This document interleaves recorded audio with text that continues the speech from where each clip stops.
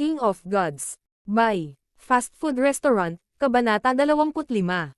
Ikalawang nangungunang panlabas na alagad. Inner Strength. S. Malamig na hininga ang umalangaw-ngaw sa buong field. Laking gulat ng lahat. Ang hukom na may puting balbas ay tumayo at mamulong. 14 na taong gulang at naunawaan na niya ang prinsipyo ng inner strength. Masasabing madali siyang maging martial artist. Ang kanyang talento ay may kukumpara kay Zhao Linlong. Ang atensyon ng karamihan ay muling nakatuon kay Zhao Fang. Ito ang bagong hari ng mga panlabas na alagad. Hindi makapaniwalang tumingin si Zhao Fang sa kanyang mga kamao. Nakita niyang nabali ang braso ni Zhao Yijan, nakita niyang naputol ang kanyang espada sa dalawa. Pinigilan pa niyang gamitin ang lahat ng kanyang lakas. Kung hindi niya gagawin, ang pinsala ni Zhao Yijan ay hindi lang kasing simple ng isang belang braso. Hindi bababa sa kalahati ng kanyang braso ay naging walang silbi. Kung ito ay isang normal na third-rank cultivator sa halip, ang suntok na ito ay agad na pumatay sa kanya. Ito ang kapangyarihan ng inner strength. Si Zhao Fang ay nanginginig sa pananabik. Ang mga disipulo sa karamihan ay tumingin kay Zhao Fang sa takot. Naunawaan na nila ngayon ang pagkakaiba ng lakas ng martial learners at martial artists. Si Zhao Fang ang nanalo. Ang hukom ay tumingin ng malalim kay Zhao Fang. Kahit na bias siya kay Zhao Yijan, nanalo pa rin si Zhao Fang. Ito ay hindi lamang panalo, ito ay panalo ng buong lakas. Jianer. Sumigaw si Zhao Chanjian at lumitaw sa gilid ni Zhao Yijan. Mabilis ang kanyang takbo kaya ang mga tao sa malapit ay lumabo na lamang. Ang bilis naman. Tinansya ni Zhao Fang na malamang na naabot na ng ama ni Zhao Yijan ang ika-6 na ranggo ng martial path. Ang ika-6 na ranggo ng martial path ay ang rurok ng martial artists. Ang isa pang hakbang ay nangangahulugan ng pagiging isang martial master. Natalo ako. Hindi ako makapaniwala. Hindi maramdaman ni Zhao Yijan ang kanyang kaliwang braso. Tumawag ng alchemist. Nakita ni Zhao Chanjian na may posibilidad na mawalan ng silbi ang braso ng kanyang anak. Bata, ano ang ibig sabihin nito? Si Zhao Chanjian ay may mamamatay tao sa kanyang mga mata habang nakatingin siya kay Zhao Fang. Ang aura ng ika-6 na ranggo ng martial path ay nagdulot ng matinding presyon patungo kay Zhao Fang. Naramdaman ni Zhao Fang na parang nagyelo ang hangin. Bawat salita na binibitawan niya ay aabutin siya ng maraming enerhiya. Siya ay mapalad na mayroon siyang sariling lakas sa loob upang labanan ang aura ni Zhao Chanjian. Pa. Ang malabong berdeng kinang sa loob ng kanyang kaliwang mata, na orihinal na 3 talampakan at 9/10 ng isang talampakan ang haba, ay nagsimulang gumapang patungo sa markang 4 na talampakan. Sa ilalim ng pressure, pinalaki ni Zhao Fang ang kanyang cultivation. Mabuti. Ngayon ay mayroon na akong mga kinakailangan upang makapasok sa ika-4 na ranggo. Tumawa si Zhao Fang. Matapos makaranas ng napakalaking labanan at pagkatapos ay nasa ilalim ng panggigipit ni Zhao Chanjian, nakatulong ito sa kanya na madagdagan ang kanyang cultivation. Ang kanyang bahagyang pagbabago ay hindi nalinlang sa mga mata ni Zhao Chanjian. Hindi siya mabubuhay. Naramdaman ni Zhao Chanjian na si Zhao Fang ay isang banta sa kanya. Bata, isa ka lang hamak na alagad ng sangay. Dahil sa pagkakasugat sa braso ng aking anak, aalisin ko ang iyong pagtatanim. Shua. Sa isang iglap, tumalon si Zhao Chanjian patungo kay Zhao Fang. Hindi maganda. Naramdaman ni Zhao Fang ang malaking panganib na dumarating sa kanya. Mapalad na nakabantay siya. Sa pangalawang pagkakataon na nagsimulang mamuo ang kapangyarihan sa loob ng katawan ni Zhao Chanjian, nakita ito ni Zhao Fang gamit ang kaniyang kaliwang mata. Teng! Hindi man lang nag-isip si Zhao Fang habang tinutulak niya ang lightly floating fairy sa limitasyon nito. Tumalon siya ng mahigit 10 metro ang taas at halos hindi nakaiwas sa pag-atake. Gayunpaman, alam niyang ito na lang ang pagkakataon na kailangan niyang umiwas. Nang makaligtaan si Zhao Chanjian, alam niyang may mali. Mamatay. Ginamit niya ang sarili niyang kasanayan sa footwork para sundan si Zhao Fang. Lightly floating wave. Dobleng tumalon si Zhao Fang sa himpapawid at tumakbo patungo sa matataas na katayuan ng mga tao ng sekta. Alam niya na si Zhao Chanjian ay nasa gitna lamang ng katayuan sa loob ng sekta. Ang mas mataas na antas ng sekta ay hindi papayag na ang paglilinang ni Zhao Feng ay lampuhin sa harap nila. So, tumakbo si Zhao Feng patungo sa kanyang target sa kanyang pinakamabilis na bilis. Ga! Ang batang ito. Naunawaan ni Zhao Chanjian ang intensyon ni Zhao Feng. Zhao Chanjian, tumigil ka. Isang malalim na boses na kasing lakas ng kulog ang bumusina. Kasabay ng boses na ito, isang malakas na aura ang nabuo sa itaas. Isa itong matanda na may puting balbas.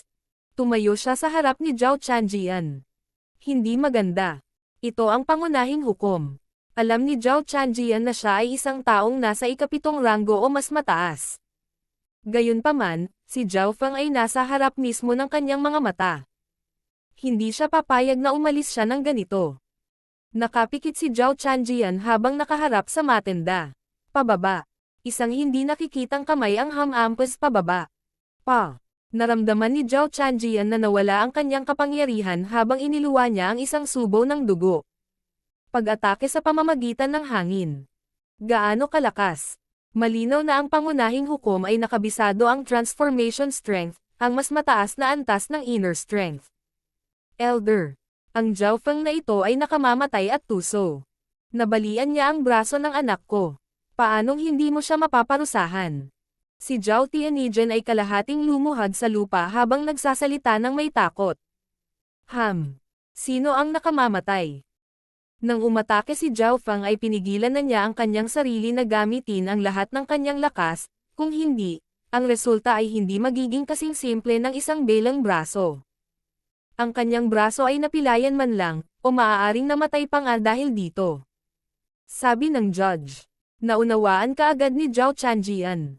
Bakit hindi pumunta at tulungan ang iyong anak? Ikanaway ng maputing balbas na hukom ang kanyang mga braso at umalis sa entablado. Tinanggal ni Zhao Feng ang kanyang kamao na puno ng malamig na pawis at nagpapasalamat na tumingin sa matanda. Mukhang napansin ito ng matanda at ngumiti ito pabalik sa kanya na may papuri sa kanyang mga mata. Ang kaguluhang ito ay hindi nakaapekto sa iba pang mga laban. Natalo niya si Zhao Yijan. Naninigas ang mukha ni Zhao Zhu. Pakiramdam niya ay nahulog siya mula sa langit at patungo sa bangin. Sa kanyang mga mata, ang pamilyar na tiger ang iyon ay ngayon ang hari ng mga panlabas na disipulo. Ngayon, walang duda si Zhao Feng ang pinakamagaling sa mga panlabas na disipulo. 70 ang panalo. 71 panalo. Ang record ni Zhao Feng ay patuloy na tumaas. Karamihan sa kanyang mga kalaban ay sumuko kaagad. Kahit nakaharap niya si Zhao Yu, kailangan lang ni Zhao Feng na gamitin ang kanyang inner strength upang agad na masira ang metal body ng kalaban. Ang lakas ni Zhao Feng ay hindi na sa isang parang martial artist, umabot na ito sa isang half-step martial artist. Ang half-step martial artist ay kapag ang isang tao ay may inner strength at nakaabot ng quasi-martial artist sa parehong oras. Sa isang tiyak na lawak, ito ay kapareho ng pagiging nasa ika-4 na ranggo. Gayunpaman, nagkaroon ng hindi inaasahang pagliko. May perpektong streak pa rin si Zhao Yufei. Sa ika-8 laban ni Zhao Yufei, nakilala niya si Zhao Yu. Butterfly Palm. Sumigaw si Zhao Yufei habang ang kanyang malajade na mga kamay ay naglalabas ng napakalaking lakas. Basag. Nabasag na naman ang metal na katawan ni Zhao Yu. Oh my God! Ito na naman ang inner strength. Walang nag-akala na may iba pang nakakaunawa sa inner strength bukod kay Zhao Feng. Kawili-wili. Ang pangunahing hukom ay may mahinang ngiti. Gayunpaman, hindi nagbago ang ekspresyon ni Zhao Feng nang gumamit si Zhao Yufei ng lakas ng loob. Nakita na niya ang inner strength na nagtatago sa loob ng dugo ni Zhao Yufei gamit ang kaliwang mata. Noong araw na iyon, nang ang coach ay nagbibigay ng kanyang lecture, maraming mga panlabas na disipulo ang nakakuha ng ilang mga insight, kung saan si Zhao Feng ang higit na nakakuha.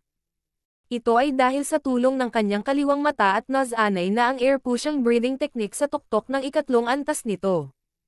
Sa makatuwid, si Zhao Feng ang unang nakabuo ng panloob na lakas. Kung ikukumpara, mas nauna si Zhao Yufei sa kanya ng kalahating buwan. Mukhang hindi pa napagpasyahan ang unang lugar. Inaasahan ng karamihan ang sagupaan sa pagitan nina Zhao Feng at Zhao Yufei. Sa wakas, Nang manalo sina Zhao Fang at Zhao Yufei sa kanilang ika-70 laban, nagkita sila. Simulan. Bagamat may inner strength si Zhao Yufei, hindi siya natakot kay Zhao Fang. Alam kong may pagkakaiba pa rin sa pagitan mo at ako. Ngunit hindi ako susuko. Ang ngiti ni Zhao Yufei ay parang bulaklak na bukas. Angry Dragon Fist. Nagsimula si Zhao Fang sa kanyang peak level, middle-ranked martial art. Ang dahilan kung bakit kaya niyang talunin si Zhao Yijan ng labis ay hindi lamang dahil sa inner strength.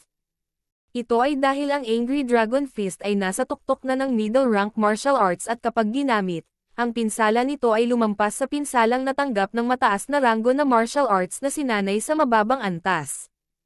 Higit pa rito, ang Angry Dragon Fists ni Zhao Fang ay papalapit na sa pinakamataas na antas. Kung maabot ng Angry Dragon Fists ang pinakamataas na antas nito, madali itong manalo laban sa Cold Flowing Sword na sinanay sa mataas na antas. Nagpalitan ng suntok ang dalawa. Gaya ng inaasahan, si Zhao Yufei ay hindi kasing lakas ni Zhao Fang. Pagkatapos ng lahat, si Zhao Fang ay may mas matibay na pundasyon ng panloob na lakas at ang kanyang bilis ay mas mabilis. Kahit na si Zhao Yufei ay may mataas na ranggo na bilis ng kasanayan, hindi ito mas mabilis kaysa sa lightly floating fairy ni Zhao Fang. Ang mga pag-atake ni Zhao Fang ay naging mas mabilis at mas mabilis. Nagsimulang mamula si Zhao Yufei nang maramdaman niyang nauubos ang kanyang lakas. Magandang pagkakataon. Ang kaliwang mata ni Zhao Fang ay madaling nakalock sa isang depekto at ang kanyang kamao ay tumama sa balikat ni Zhao Yufei. Salamat sa pagdali. Nang inig ang katawan ni Zhao Yufei ngunit pagkatapos ay pumihit siya sa himpapawid at bumagsak sa lupa. Malinaw na napigilan ang suntok ni Zhao Fang, kung hindi, magiging katulad siya ni Zhao Yijan. Walang problema. Ngumiti si Zhao Fang, talagang gusto niya ang ugali ni Zhao Yufei. Matapos talunin si Zhao Yufei, wala nang mga kalaban na natitira sa kanyang laban. Lahat ng kanyang kalaban ay umamin ng pagkatalo. Suko na ako. Sumusuko ako. Makalipas ang kalahating oras, sa wakas ay natapos na ni Zhao Fang ang kanyang ika-100 na laban, at sa kanyang score, madaling nakamit ang titulong numero 1 sa mga panlabas na disipulo. King of Gods, Kabanata 26. Fourth rank of the martial path. Matapos manalo ng 100 laban, ang kasikatan ni Zhao Fang ay umabot sa sukdulan. Zhao Fang. Zhao Fang. Naghiyawan ang mga tao. Ang pagbangon ni Zhao Fang ay naging dahilan ng pagsamba sa kanya ng maraming kabataan. Sa wakas siya ay naging nangungunang panlabas na disipulo. Bumigay ang mga tao kung saan dumaan si Zhao Fang.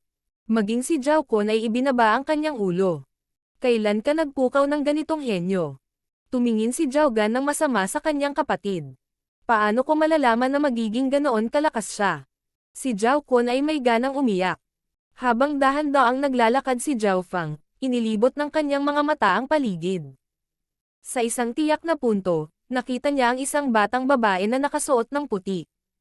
Kinagat ni Zhao Zhou ang kanyang mga ngipin at walang lakas ng loob na tingnan si Zhao Fang sa mata.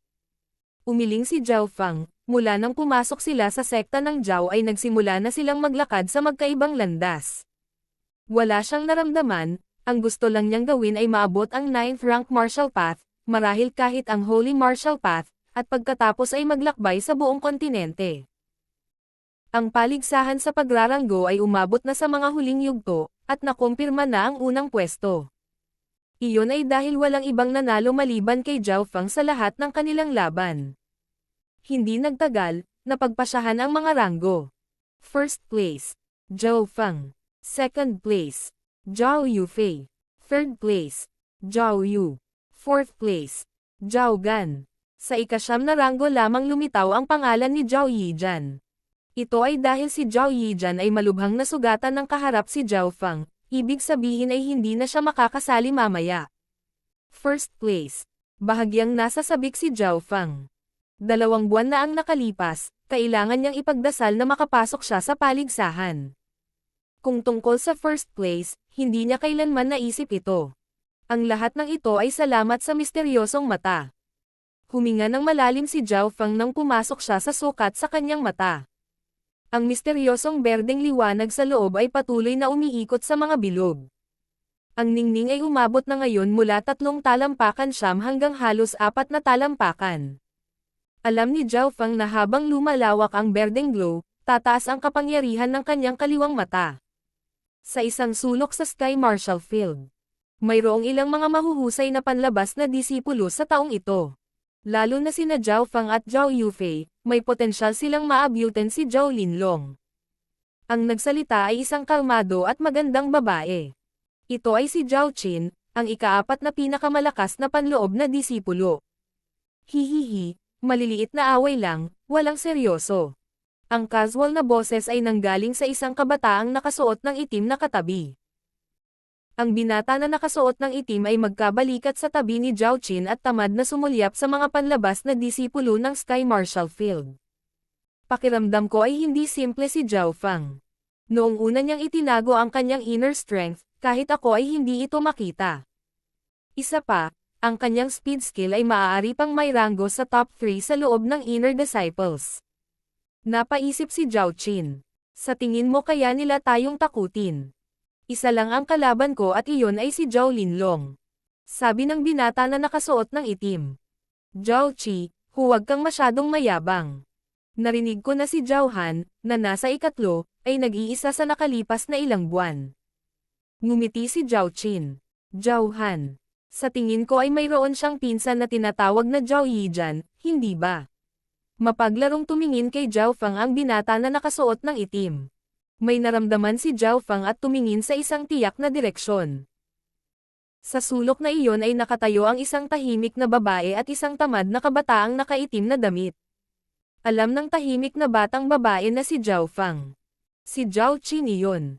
Tungkol naman sa kabataang nakaitim na damit. Oh my God! Si Zhao Qi. Zhao Qi. Pangalawang pwesto ng mga panloob na disipulo, sa likod mismo ni Zhao Linlong. Naghiyawan ang mga tao. Maging ang ilan sa mga panloob na disipulo ay nagpakita ng takot habang nakatingin sila kay Zhao Qi. Nagkrus ang mga mata ni na Zhao Feng at Zhao Qi. Sa sandaling makita ni Zhao Feng ang mga mata ni Zhao Qi, nakaramdam siya ng hindi makayanan na presyon. Lalo na nang ang kanyang kaliwang mata ay nakatutok kay Zhao Qi, naramdaman niya na siya ay walang kapantay. Si Zhao Qi ay hindi mataba o payat, ngunit ang inner strength sa kanya ay kumakalat ng pantay-pantay sa bawat kalamnan. Tuktok ng ika-4 na ranggo. Ang kanyang lakas ay malamang na mas malakas pa kaysa kay Zhao Qin. Tumpak na naitala ni Zhao Feng ang kanyang lakas. Narinig ko na noong si Zhao Qi ay isang quasi-martial artist, natalo niya ang isang tunay na martial artist. Hindi ko akalain na lalabas siya sa Outer Disciple Tournament. Mula sa reaksyon ni Zhao Qin, halatang-halata na naisip niya na napakahalaga ni Zhao Feng. Para kay Zhao Qi, mas pinapahalagahan niya si Zhao Yufei. Alam ni Zhao Feng na, kahit na siya ang nangungunang panlabas na disipulo, mayroon pa ring malaking agwat sa pagitan niya at ng mga panloob na disipulo. Tila, ang bawat panloob na disipulo ay nanood ng Outer Disciples Tournament sa isang punto. Lahat maliban sa isang tao. Zhao Linlong. Isa sa 4 na mahusay na henyo ng Sun Feather City. Sa aking lakas ay hindi ako maglalagay ng mabuti sa mga panloob na disipulo. Si Zhao Feng ay may game time na mukha. Ang lahat ng panloob na mga alagad ay itinuring na mahalaga ng sekta. Sa ngayon, madaling makapasok si Zhao Feng sa top 10 para sa mga panloob na disipulo. Nagkaroon pa ng pagkakataon para sa top 5. Nangungunang 3 gayunpaman. Iyon ay halos imposible. Ang pangunahing paligsahan ay kalahating buwan mamaya. Dapat ko bang tunguhin ang first pulse? Hindi makapagpasya si Zhao Feng. Gayunpaman, hindi nagtagal ay ginawa niya ang kanyang desisyon. Lalaban ako. Dapat akong lumaban. Naalala niya ang mga gantimpala mula sa sekta. Tanging ang nangungunang 3 disipulo ang nagkaroon ng pagkakataong matuto ng peak-ranked martial arts skills. Ang pinakamataas na ranggo ng mga kasanayan sa martial art. Sila ang pinakamataas na ranggo ng martial arts skills sa makamundong kaalaman. Ang isang set ng pinakamataas na ranggo ng martial arts skills ay maaaring magbigay daan para sa isa na linangin sa ika-9 na ranggo ng martial path. Tanging ang Holy Martial Arts rank ang maaaring magpapahintulot sa isa na makamit ang Holy Martial Path. Upang mabuhay sa mundong ito, ang isa ay dapat magkaroon ng ganap na lakas. Nangangahulugan ito na ang mas mataas na ranggo ng kasanayan ay mas mahusay. Una, o nangungunang tatlo. Kinumpirma ni Zhao Fang ang kanyang mga layunin habang mabagal siyang naglalakad patungo sa kanyang tahanan. Pag-uwi niya ay napagtanto niyang maraming tao ang bumibisita. Ang kanyang ama na si Zhao Tianyang ay abala. Ang malungkot na bahay ay puno na ngayon ng mga tao. Brother Tianyang, binabati kita sa pagkakaroon ng napakabuting anak. Nangungunang panlabas na alagad. Natuto na rin siya ng inner strength, halatang matatanggap niya ang atensyon mula sa mas mataas na antas ng sekta. Napasigaw ang mga bisita nang makita nilang bumalik si Zhao Fang. Nagtaas ng kilay si Zhao Fang, hindi siya sanay sa ganito. Ang mga panauhin na ito ay kadalasang may masamang tingin sa kanyang pamilya at ang kanilang mga relasyon ay hindi masyadong maganda. Ngayong araw gayunpaman, lahat sila ay dumating. Sa wakas ay itinaboy sila ni Zhao Fang at ng kanyang mga magulang. Inner strength. Quasi-martial artist. Fenger, binigyan mo ng malaking sorpresa ang iyong ama. Pulang-pulang sabi ni Zhao Tianyang. Hindi lahat ay makapasok sa Sky Martial Field. Halimbawa, si Zhao Tianyang ay makakapanood lamang mula sa malayo. Nang mabalitaan nilang nanalo ang kanilang anak, una nilang naisip na nagkamali ang kanilang mga tenga. Kailan naging malakas ang anak ko? Medyo naghinala si Zhao Tianyang. Alam niyang hindi ganoon kahusay ang kanyang anak. Hihihi, simula nang tamaan ako ng kidlat, naramdaman ko na mas madaling matuto ng martial arts. Ipinaliwanag ni Zhao Fang ang kalahating totoo, kalahati ay nagsisinungaling. Sobra-sobra ang paliwanag niya. Napakalaki ng mundo. Hindi lahat ng alamat ay ipinanganak na may talento. Ang landas ng isang tao ay maaapektuhan din ng bagay na nakilala nila mamaya sa buhay. Higit pa rito, ang pagbabago ni Zhao Fang sa buhay ay noong siya ay tamaan ng kidlat. Matapos marinig ang paliwanag na ito, hindi na naghinala ang kanyang mga magulang. Ang gabi sa parehong araw. Hindi nakatulog si Zhao Fang. Sa halip ay ipinikit niya ang kanyang mga mata at inisip ang proseso ng paligsahan. Ang mga alaala ay lumitaw sa kanyang isipan. Nakatatak sa utak niya ang bawat eksena. Kasama rito ang mga eksena noong nakikipaglaban siya kina Zhao Yu, Zhao Yijan at Zhao Yufei. Bukod dito, naalala rin niya kung paano kumilos ang pangunahing hukom at si Zhao Chanjian. Sa katunayan, may mga rank na higit pa kay Zhao Fang kaya hindi niya maintindihan. Gayunpaman, kahit na gayon, nakakuha si Zhao Fang ng ilang pananaw. Biglang naging blur si Zhao Fang habang papunta siya sa isang open field. Siya. Ipinikit ni Zhao Fang ang kanyang mga mata at ipinakita ang Flaming Metal Fist at Angry Dragon Fist. Bahagyang nagbago ang bawat galaw niya habang iniisip niya ang laban kina Zhao Yu, Zhao Yijan at Zhao Yufei. Pabilis ng pabilis ang mga galaw ni Zhao Fang, at pagkatapos ay ibinuhos niya ang inner strength sa kanila. Ang tatlong talampakan na siyam na berdeng kumikinang na liwanag ay gumapang pasulong sa isa pang hakbang. Sa huling sandali ay naalala niya ang pressure na naramdaman niya nang kaharap si Zhao Chanjian.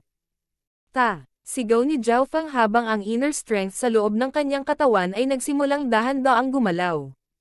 Bawat palad na nataman niya ay may kasabay na tunog ng kalabog. Makalipas ang kalahating oras, nang si Zhao Fang ay pagod na pagod. Wow! Naramdaman ni Zhao Fang na nasusunog ang kanyang mga paa at katawan. Isang mainit na pakiramdam ang nanginginig sa buong katawan niya. Kasabay nito ang paglabas ng makapal na pawis at dumi sa kanyang katawan. Nagawa ko. Nagniningning ang mga mata ni Zhao Fang sa pananabik. Ang berdeng kinang sa kanyang mata ay umabot na ngayon sa markang 4 na talampakan. At sa sandaling ito, naabot ni Zhao Fang ang ika-4 na ranggo ng martial path. Ramdam niya ang malakas na dumadaloy sa kanyang katawan sa bawat paghinga. Sa isang pag-iisip lang, lalabas na ang inner strength. Ang aking lakas ay tumaas ng humigit kumulang 500 kilo, at ang lakas ng aking inner strength ay double din. Nakita ni Zhao Fang ang lahat ng pagbabago sa kanyang katawan gamit ang kanyang kaliwang mata. King of Gods, Kabanata 27. Hamon ng Pamilya Xin. Mahirap ang bawat hakbang ng martial path. Kapag ang isa ay umabot sa ika-4 na ranggo, ang isa ay naging isang tunay na martial artist. Para itong isda na nagiging phoenix. Ang isang tunay na martial artist ay makakatanggap ng mahusay na pagtrato saan man sa Cloud County. Sa kontinenteng ito, ilang martial learners ang hindi nakapasok sa ranggo na ito. Ang pagiging isang martial artist ang kanyang pangarap. Ngayon, ang layuning ito ay natupad ng napakabilis. Bagamat alam niyang malapit na niyang maabot ang ika-4 na ranggo, nangyari pa rin ito ng mas mabilis kaysa sa inaasahan. Ilang araw bago ang paligsahan ay sinubukan ni Zhao Feng na maabot ang ika-4 na ranggo. Sa oras na iyon, naramdaman niya na ang kanyang pundasyon ay hindi sapat na matatag, maaapektuhan ang mga susunod na kaharian kung siya ay nagmamadali, kaya hindi niya pinilit ang kanyang sarili na masira. Gayunpaman, sa bawat laban niya laban sa mga nangungunang panlabas na disipulo, nakatulong itong patatagin ang kanyang pundasyon. Gayunpaman, ang puntong ito lamang ay hindi sapat para maabot niya ang ika-4 na ranggo. Kailangan kong magpasalamat sa ama ni Zhao Yijian. Mapanuksong sabi ni Zhao Feng. Si Zhao Chanjian ay may intensyong pumatay sa kanya. Naramdaman ang pressure ng ika-6 na ranggo, nakatulong itong gamitin ang potensyal ni Zhao Feng, na nagpapahintulot sa kanya na makapasok sa ika-4 na ranggo. Kahit na ang kanyang peak level Angry Dragon Fists ay lumipat sa pinakamataas na antas. Kung alam ito ni Zhao Chanjian, malamang nauubo siya ng dugo. Gusto akong patayin ni Zhao Chanjian. Binalaan ni Zhao Feng ang kanyang sarili. Dahil dito, gustong itago ni Zhao Feng ang katotohanan na siya ay nakapasok sa ika-4 na ranggo. Buong-buo niyang itinulak ang hiding air technique para tulungan siyang lumitaw na parang may cultivation pa siya ng peak 3rd ranker. Si Zhao Feng ay tila isa siyang quasi-martial artist, hindi isang tunay na martial artist. Matapos maabot ang ika-4 na ranggo, ang unang ginawa ni Zhao Feng ay ang pagsamasamahin ang kanyang pundasyon. Sa nakalipas na ilang buwan, napakabilis ng kanyang kultibasyon. Pagkatapos niyang patatagin ang kanyang pundasyon, sinimulan niyang pagsamahin ang mga insight na nakuha niya. Sa pagkakataong ito, ginamit niya ang kanyang kaliwang mata at ni-replay ang kanyang Angry Dragon Fists pabalik-balik. Kung ang aking Angry Dragon Fists ay maaaring umabot sa pinakamataas na antas, kung gayon kung natugunan ko man ang mataas na antas ng isang mataas na ranggo na kasanayan sa martial, maaari ko pa ring talunin ito. Napaisip si Zhao Feng. Gayunpaman, kahit na nakakuha si Zhao Feng ng ilang mga insight, hindi pa rin ito sapat para sa kanya na itulak ang Angry Dragon Fist sa pinakamataas na antas. Pero may tiwala siya, na ang Angry Dragon Fists ay kailangan lang ng ilang araw para maabot ang pinakamataas na antas nito. Bago ang madaling araw ay naging malabo si Zhao Feng at bumalik sa bahay. Sa daan, ginamit niya ang kanyang kaliwang mata at lahat ay kasing liwanag ng araw. Nakikita ng kanyang mata ang lahat sa loob ng 7 milya. Kung ito ay sa araw, ito ay hindi bababa sa doble. Ang kaliwang mata ay nagbigay sa kanya ng pagtaas sa bilis ng reaksyon, paningin, at enerhiya ng isip. Hindi rin maintindihan ni Zhao Feng ang mind energy na ito. Sa madaling sabi, pinahihintulutan ng enerhiya ng isip ang utak ng isang tao na hindi mapagod, kahit na pagkatapos gamitin ito sa isang buong araw. Umaga ng ikalawang araw, nagmuni-muni pa rin si Zhao Feng sa kanyang kama at hindi nakatulog. Dahil nadagdagan ang kakayahan ng kanyang kaliwang mata, naramdaman ni Zhao Feng na puno siya ng kapangyarihan kahit hindi pa siya natutulog. Nangangahulugan ito na si Zhao Feng ay may mas maraming oras upang linangin. Bahay ba ito ni Zhao Feng? Isang malutong na tunog ang umalangaw-ngaw sa labas ng silid. Sino ito? Pumunta si Zhao Shi para buksan ang pinto. Sa labas ay nakatayo ang isang lalaking nasa katanghaliang gulang na may kaakit-akit na damit na may ilang mga katulong sa likuran niya. Kahit na sila ay mga katulong, mayroon pa rin silang lakas ng pangalawang ranggo. Naramdaman ni Zhao Feng na parang pamilyar ang lalaki. Punong manager. Nagulat si Zhao Tianyang habang pinuntahan siya. Napagtanto ni Zhao Feng na ang taong ito ay ang panlabas na Disciples Head Manager. Ang punong tagapamahala ay may hawak ng maraming kapangyarihan ay ang kanyang mga kamay at bihirang makita. Sa usapin ng cultivation, naabot na niya ang ika-6 na ranggo ng martial path at mas malakas kaysa kay Zhao Tianjian. Mabilis na inimbitahan ni Zhao Tianyang ang head manager sa loob. Zhao Tianyang, ang swerte mo sa pagkakaroon ng isang mabuting anak. Ngumiti ang head manager. Nakikita ng batang ito ang head manager. Lumabas si Zhao Feng sa kanyang silid at bahagyang yumuko. Kasabay nito ay buong-buo niyang itinulak ang hiding air technique para hindi makita ng head manager na nakapasok siya sa 4th rank. Hindi masama, hindi masama. Nakikita ko ang iyong impormasyon. Wala pang 14 na taong gulang at nakabuo ka na ng inner strength, naging quasi-martial artist. Si Zhao Linlong ay kapareho mo lang noon. Pagpupuri ng head manager. Pagkatapos magsalita ng kaunti, nagtanong si Zhao Feng.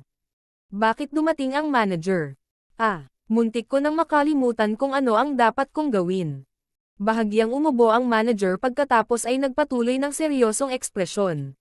Dahil sa iyong pagganap ay nagpa siya ang sekta na lubusang tulungan kang linangin. Mula ngayon, maaari kang lumipat sa panloob ng mga disipulo at magkaroon ng buwanang allowance na 500 pilak.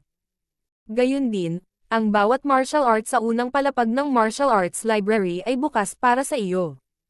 Tuwang-tuwa sina Zhao Tianyang at Zhao Shi habang nagpasalamat sila. Maging si Zhao Feng ay bahagyang nagulat. Hindi niya akalain na ganito kabilis lalapit sa kanya ang sekta. Ang buwanang allowance na 500 pilak ay higit sa 20 beses na mas mataas kaysa sa kanyang orihinal na halaga. Noong siya ay nasa unang ranggo, mayroon siyang buwanang allowance na 10 pilak. Nakatanggap siya ng 20 pilak sa ikalawang ranggo. Ngayon, hindi lang tumaas ng malaki ang kanyang allowance, nakakuha pa siya ng iba pang benepisyo. Ito ay promosyon. Siguro dahil masyadong kakaiba ang performance ni Zhao Feng kaya kailangan niyang lumipat sa Inner Disciples Place bago pa man ang pangunahing paligsahan. Maraming salamat sa sekta at manager. Mapagpakumbaba na sabi ni Zhao Feng. Ang pagiging ipinanganak sa isang napakalaking sekta na tulad nito, kahit na ang ilang mga bagay ay hindi patas, nakuha pa rin niya ang pinakamahusay na paggamot sa loob ng sekta. Ito ay dahil sa kompetisyon at limitadong mapagkukunan. Okay, magpapadala ako ng ilang tao para tumulong sa pag-aayos sa iyo. Inutusan ng head manager ang mga katulong sa likod niya. Lumipat si Zhao Feng sa kanyang bagong bahay sa parehong araw. Ang lahat ng naninirahan sa lugar na ito ay magkakaroon ng proteksyon ng sekta, kahit na sila ay mga disipulo o kamag-anak. Nangangahulugan ang pagdating dito na hindi lang si Zhao Feng ang naprotektahan, pati ang kanyang mga magulang. Ang hardin na ito ay napakalaki, madaling magkasya sa akin ang pagsasanay dito. Ang lugar na ito ay mayroon pang ang reading room, banyo, storage room, at kahit padek ng kabayo. Nakaramdam ng pananabik si Zhao Feng nang lumipat siya. Dahil nakatanggap siya ng pinakamataas na pagtrato mula sa sekta, nangangahulugan ito na nakatanggap din sila ng ilang mga katulong. Pagkatapos lumipat, muling sinimulan ni Zhao Feng na pagsamahin ang kanyang pundasyon. Kadalasan, nagsasanay siya sa loob ng bahay, ngunit pupunta siya sa isang tagong lugar kapag nagsanay siya sa isang lihim na paglipat. Pagkaraan ng 2 araw, tumigas ang kanyang pundasyon. May 10 araw pa bago ang pangunahing paligsahan. Kailangan kong sanayin man lang ang Angry Dragon Fist sa pinakamataas na antas para magkaroon ako ng pagkakataon na lumaban para sa nangungunang 3 posisyon. Noong gabing iyon, ang kanyang Angry Dragon Fists ay umabot sa pinakamataas na antas. Ngayon, bawat kamao mula sa pinakamataas na antas ng Angry Dragon Fists ay nagdulot ng dagandong. Basag. Madaling naputol ni Zhao Feng ang isang puno sa harap niya. Ang casual na suntok na ito ay may parehong kapangyarihan tulad ng Green-Headed Tiger King. Hindi maitago ni Zhao Feng ang kanyang pananabik. Walang sino man sa alinman sa panloob o panlabas na mga disipulo ang makapagsasabi na sila ay nagsanay ng isang middle-rank martial arts sa pinakamataas na antas nito. Ito ay dahil kung ang isang tao ay may talento, madali nilang sanayin ang isang mataas na ranggo na kasanayan sa martial arts sa mataas o pinakamataas na antas. Ang ikalawang umaga, naka-cross-leg si Zhao Feng habang sinasanay niya ang kanyang inner strength. Siya ngayon ay may mas maraming oras upang linangin, kaya ang kanyang air crossing breathing technique ay patuloy na tumaas. Zhao Feng. Zhao Feng. May sumigaw sa labas. Nakita ni Zhao Feng na ang ilang pamilyar na panlabas na disipulo ay tumakbo sa labas ng kanyang pintuan. Isa sa kanila ay si Zhao Kun. Anong nangyari? Medyo nagulat si Zhao Feng. Dumating ang ilang mga alagad ng pamilya Zin upang hamanin kami. Ang aking kapatid at si Zhao Guang ay natalo lahat. Sabi ni Zhao Kun. Mga disipulo ng pamilya Zin. Naghahaman. Ano ang kinalaman nito sa akin? Napaisip si Zhao Fang. Ang ilan sa kanila ay gustong hamanin ka, ang nangungunang panlabas na disipulo. Sabi ni Zhao Kun. Nasaan sila? Dahil gustong hamanin siya ng iba, hindi ito iiwasan ni Zhao Fang. Lalo na't kakalusot niya lang, gusto niyang gumalaw ng konti.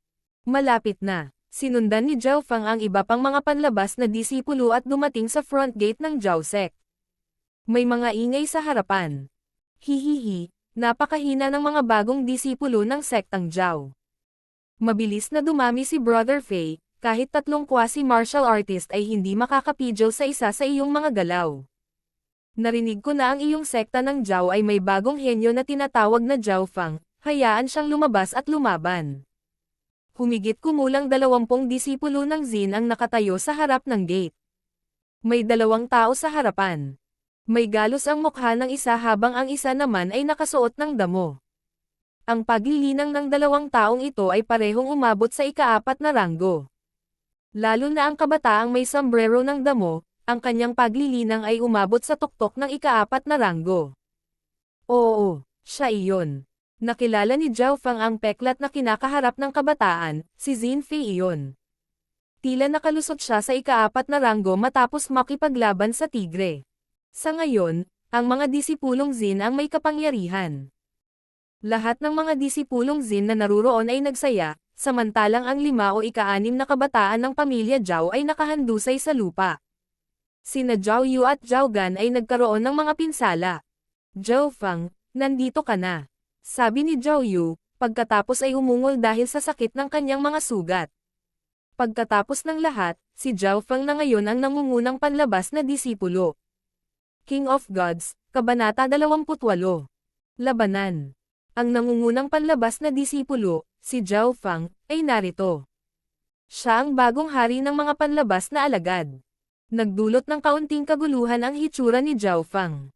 Hihihi. Naisip ko na ito ay isang taong malakas, hindi isang mahinang half-step martial artist.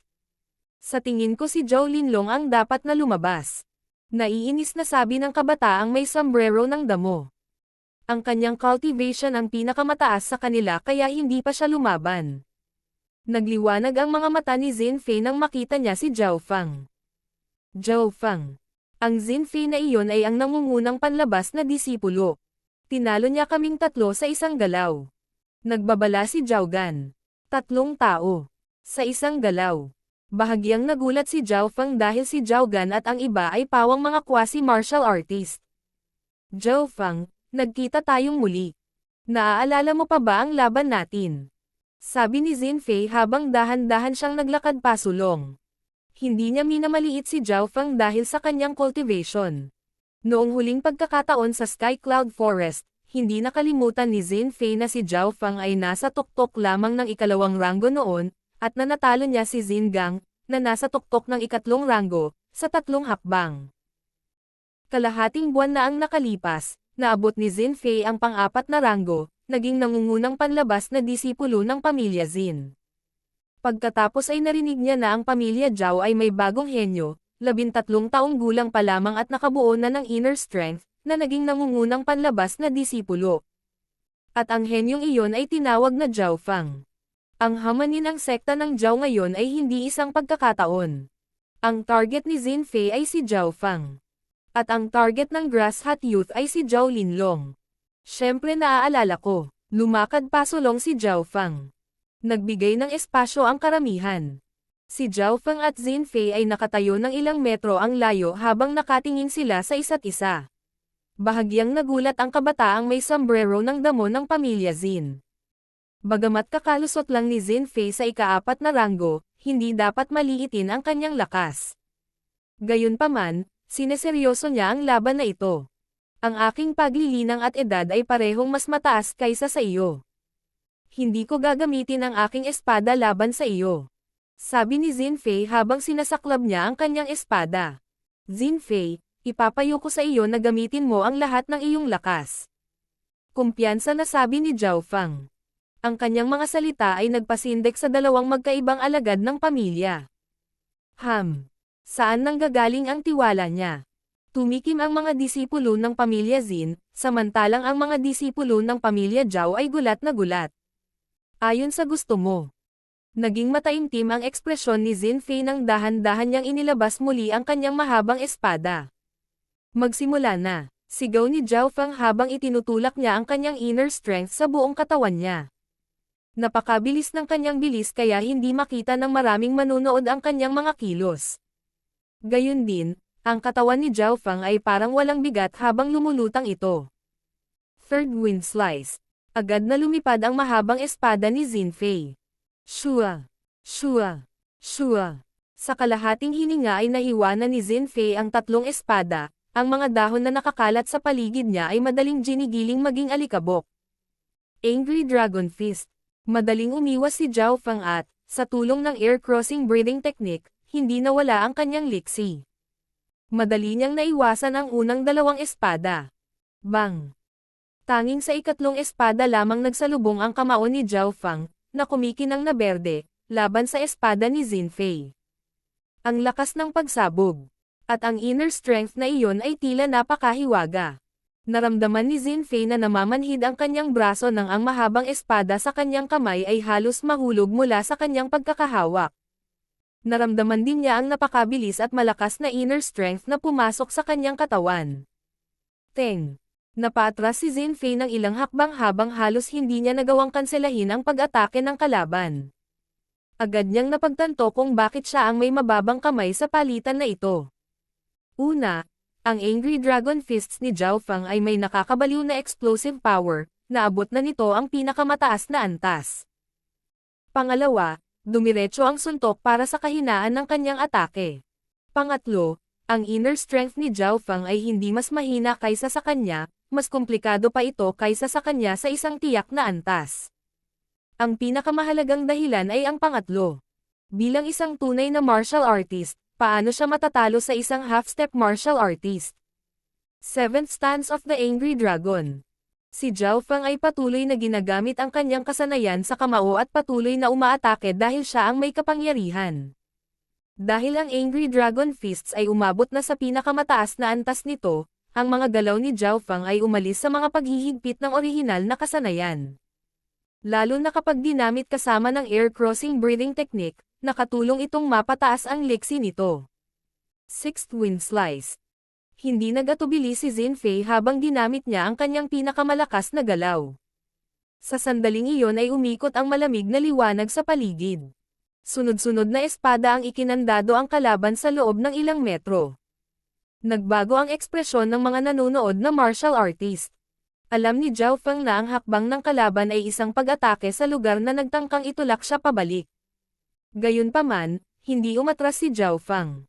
Sa halip ay umiwas siya at paminsan-minsan ay hinaranggan ang mga pag-atake sa pamamagitan ng pagtama sa kanilang mga kapintasan. Sa bilis, madali niyang natalo si Zin Fei, mas mataas din ang kanyang inner strength. Dang! Tumama ang kamao ni Zhao Feng sa likod ng espada ni Zin Fei. Nagpadala rin si Zhao Feng ng maraming suntok na naglalaman ng inner strength. Mapapa-atras lang si Zin Fei. Wow!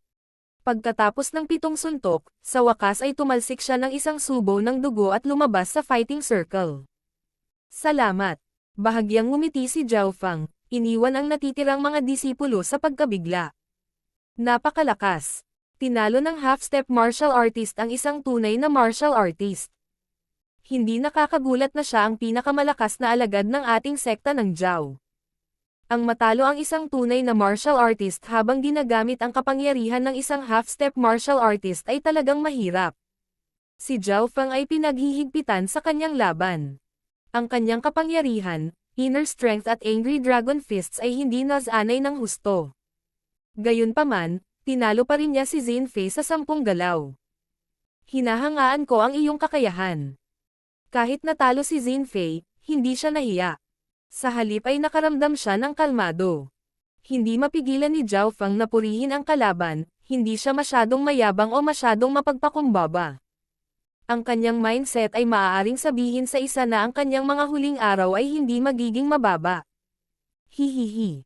Hindi masamang bata, ako, si Zintong ay gustong lumaban din.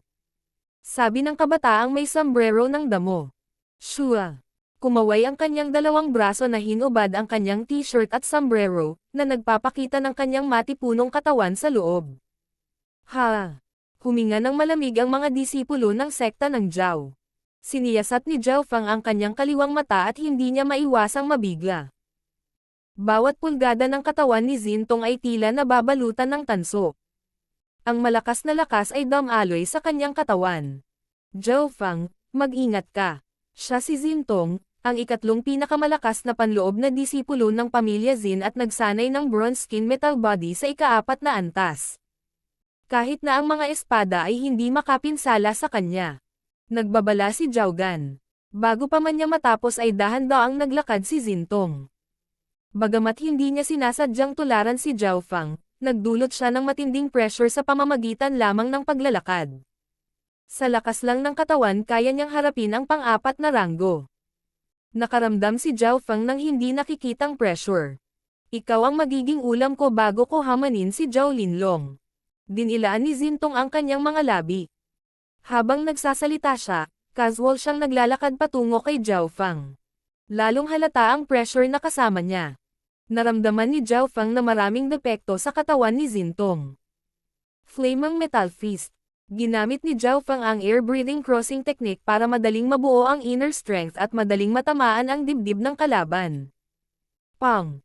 Habang tinamaan ng kamao si Zintong, tumawa ang huli. Ito lang ang lakas mo. Anong malakas na katawan? Napanganga ang mga alagad na nanonood. Hindi maganda. Hindi man lang nasira ng suntok ni Zhao Fang ang depensa ng kalaban. Labas! Ang sigaw ni Zintong ay kasing lakas ng kulog. Casual niyang iwinagayway ang kanyang braso at durog na durog ang parang metal na inner strength. Ang hakbang na ito ay maaaring magbanta pa sa mga nasa ika-5 ranggo. Mapalad na mabilis na nakareact si Zhao Fang at mabilis na nakabuo ng sarili niyang inner strength. Pang! Seng! Sa tuwing mag-aaway sila ay mararamdaman ni Zhao Fang na manhid ang kanyang braso.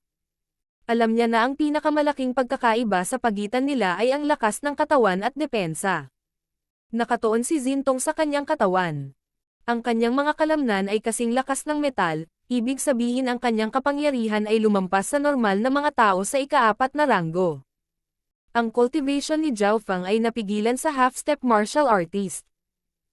Ang kanyang kapangyarihan at inner strength ay maaari lamang gamitin hanggang 67%, kaya malinaw na hindi siya maaaring manalo. Hahaha. Bata, napakahina mo. Bilisan mo at tawagan si Zhao Linlong. Bukod sa kanya, walang kalaban ko. Matapos itulak pabalik si Zhao Fang sa isang galaw, bigla siyang tumigil. Seng. Si Zhao Fang ay parang isang balahibo na matikas na dumapo sa lupa. Dahil siya ay may kalamangan sa bilis at inner strength, hindi sana natalo si Zhao Fang. Si Zintong ay walang magawa at ayaw niyang mag-aksaya ng enerhiya. Sa halip, gusto niyang panatilihin ang kanyang lakas para labanan si Zhao Linlong. Talaga. Bukod kay Zhao Linlong, walang makakapareha mo. Isang malamig na boses ang narinig mula sa likuran. Sinong nandyan? Sigaw ni Zintong. Napalingon ang lahat sa may-ari ng boses. Zhao Han. Sa tanawin ng lahat, isang malamig na kabataan ang dahan-daang lumabas. Ang bawat hakbang niya ay magdudulot ng lamig. Zhao Han. Pangatlo sa mga panloob na disipulo, medyo mahina lang kay Zhao Linlong at Zhao Qi. Ininspeksyon din ni Zhao Fang si Zhao Han. Gayunpaman, habang ang kanyang kaliwang mata ay nakatutok kay Zhao Han, nabigla siya. Ika-5 ranggo ng martial path. Hindi pang-4, kundi ika-5 ranggo ng martial path. Paano ito posible? Kailan naabot ni Zhao Han ang ika-5 ranggo? Bulalas ng mga alagad mula sa magkabilang pamilya. Mukhang ang unang lugar sa gitna ng mga panloob na disipulo ay maaaring magbago. Narinig ko na kahit si Zhao Linlong ay hindi pa umabot sa ika-5 ranggo. Ang hitsura ni Zhao Han ay nagulat sa lahat. Ang kanyang malamig na mga mata ay tumingin sa mga tao at sa wakas ay dumapo sa mukha ni Zhao Fang. Ikaw si Zhao Fang. Nakaramdam ng malamig na presyon si Zhao Fang sa kanya at naisip. Kilala ba ako ni Zhao Han?